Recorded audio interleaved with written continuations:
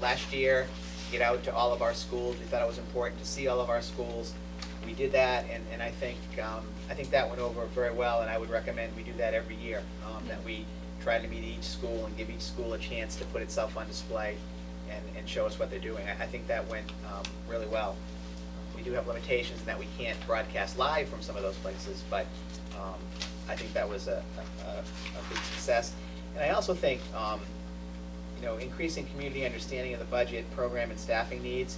I think that the forums that we held were, we got probably 100 or more people at the 3 different times that we held those. We got a lot of information out there. We answered a lot of questions.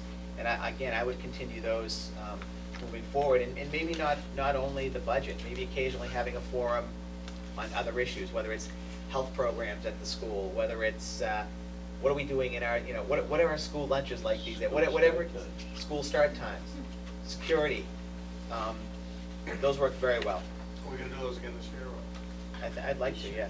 I'd like to. I suggest we put in the mileage. I know, the mileage, hotels, the hell.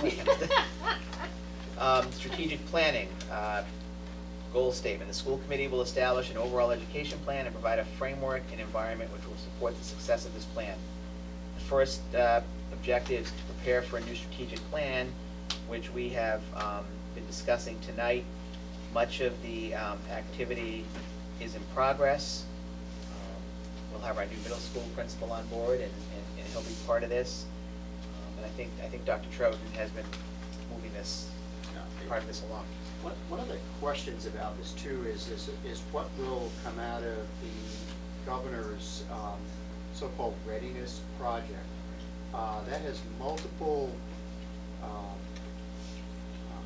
components to it, and we may see some significant changes on how public schools are organized. At least that's some of the preliminary discussions, and how that will translate out to a new strategic plan. Comments such as the number of school districts in the Commonwealth is too many. These are comments that are coming from the state level. Right. And so how that will impact ultimately on how school districts are organized.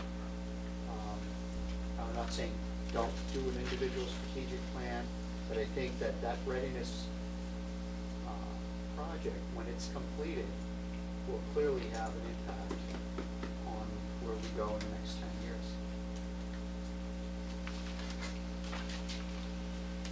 Also under strategic planning, to improve the middle school programs and practices.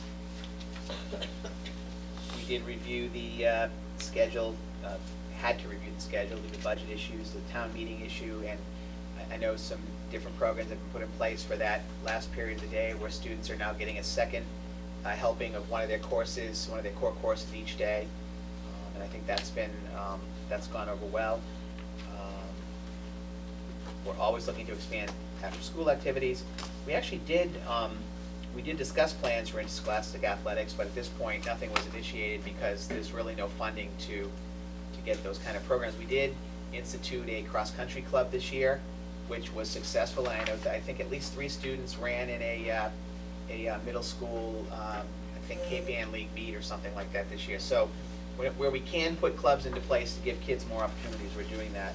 And of course completed, you saw tonight, John Fauché, our new middle school principal, has been hired. Also under strategic planning, to review the student health needs for the districts. We're always talking about health needs of our students. I think one of the things, hopefully, that we see with this new budget is some health education at the middle school. And I know that's something we've talked about as potentially putting into some sort of rotation. Youth at risk programs, Mrs. Vaca has been part of that committee, and we've done a lot of great things and a lot of great programs that have been brought to the kids at all different levels. So we're making progress there. Last 2 under strategic planning, objective to review elementary report cards and align with secondary report cards. As Mr. Jervy said, this is one that we've been talking about for a couple of years, and I think is important, but it kind of gets pushed a little bit down to the bottom, and I think we should, we talk about the strategic plan, we need to look at how we're reporting grades and progress to parents and how that lines up as you go from elementary to middle to secondary school. And I know Dr. Trojan feels that's an extremely important area. I know that Pam Bodwin is working with teachers on developing these benchmark, grade level benchmark assessments, and that starting right in elementary school, particularly in the area of reading and math. And those benchmark assessments are tied back to that elementary report card. So what we're looking for is a way to be able to not only quickly report that back to teachers, because they need that information, and it's I believe it's being done to coincide with the trimesters, but to also find a way to report that information back to parents so that they understand how those assessments are being done.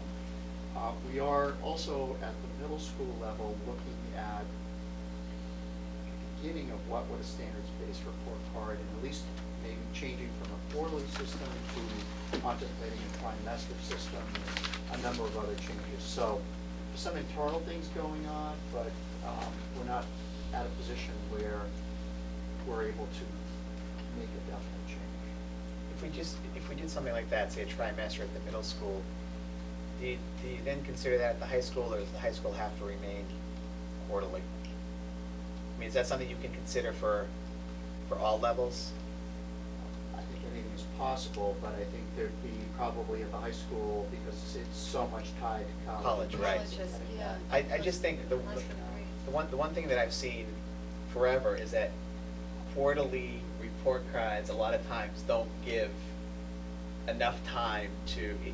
So I think when we went to when we went to the 3 marking periods a year in elementary, I think that you're getting a better read on how the students are doing. There are 2 dilemmas at the moment, both be addressed, but one is that you have health and phys ed Right. swapping at mid-year. Right. And the other is that you often have students more or less relying on that mid-year report in their college applications. Right. Yeah. If they had to wait for the second too late. trimester, it would be late. Right.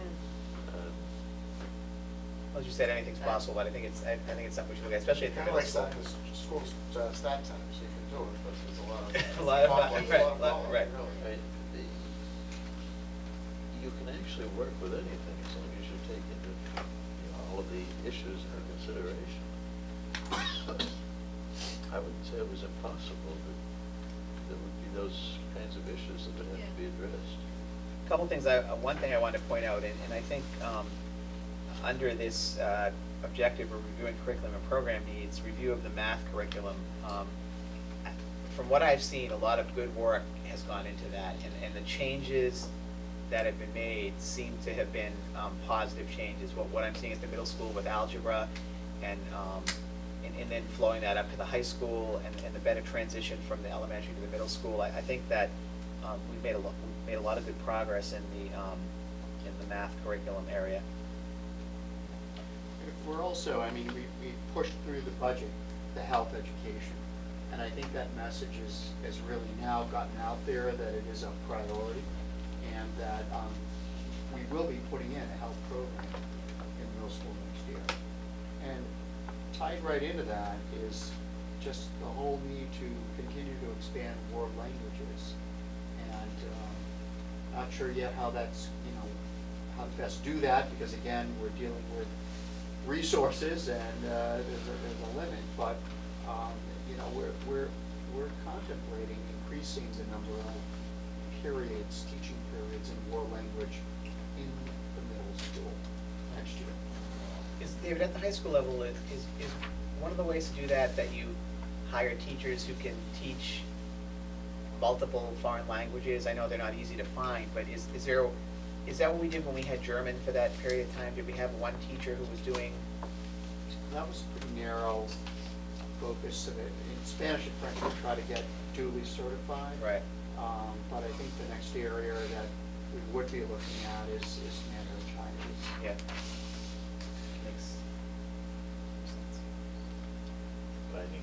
finding somebody who teaches Mandarin Chinese on one of the other That- languages you want.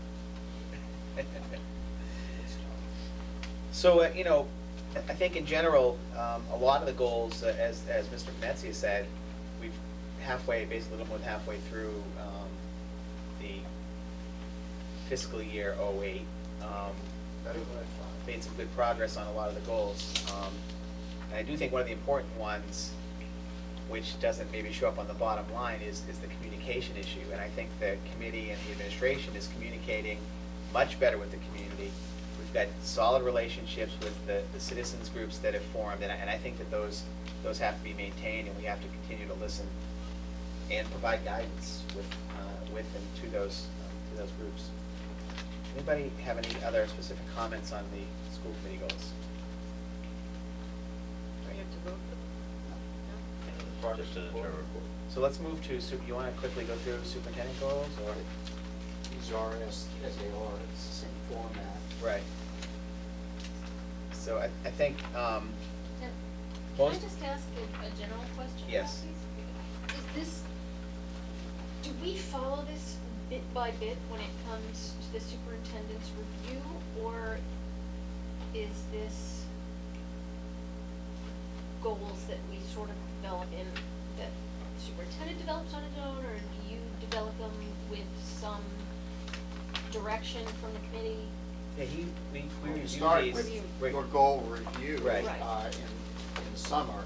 Yeah. And I push the school committee to establish their goals, because in turn, that's gonna set the agenda here for the superintendent's goals, and then ultimately for the entire district. So that's the flow. Okay, I was just Generally, he makes this concerned. more easily And attainable. then we approve. We approved Hours. it. Yeah, we approve, We yeah. approved his goals. We could Right. adjust Okay, them. no, I'm just thinking, in terms of, that these could be a little bit more general. You don't, what's really scary, not only is this packet thicker than the school committees, but these are double-sided. Oh, no, the This school committees is is thicker, but they're both- double-sided. The superintendent's is double-sided. Yeah, but, I'm concerned that we're straying into the area of micromanagement. Well, because this is part of the evaluative process for the superintendent, it has been considered important that the superintendent give us a picture of all of the things he is doing. Right. And I think that's why a lot of these things are listed in here as goals, as participation in these professional development groups and activities, his memberships.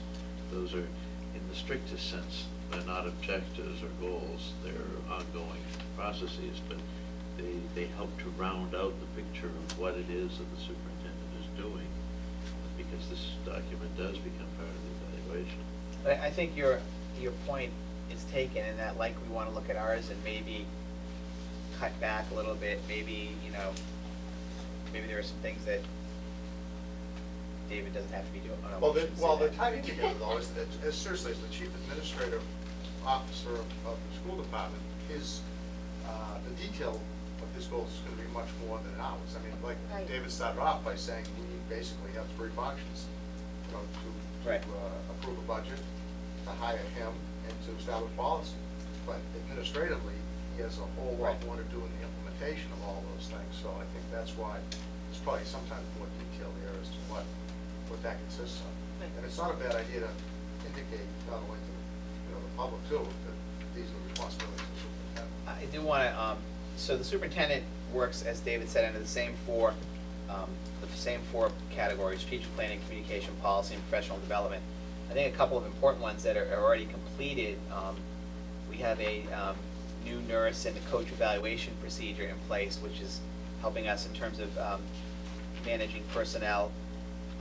We've had a technology plan updated and submitted to the Department of Education. Then, of course, under the budget, most of the issues under the budget are the same issues that we as a committee deal with, although, The David budget is a subject. right, under strategic planning, we talk about the, working with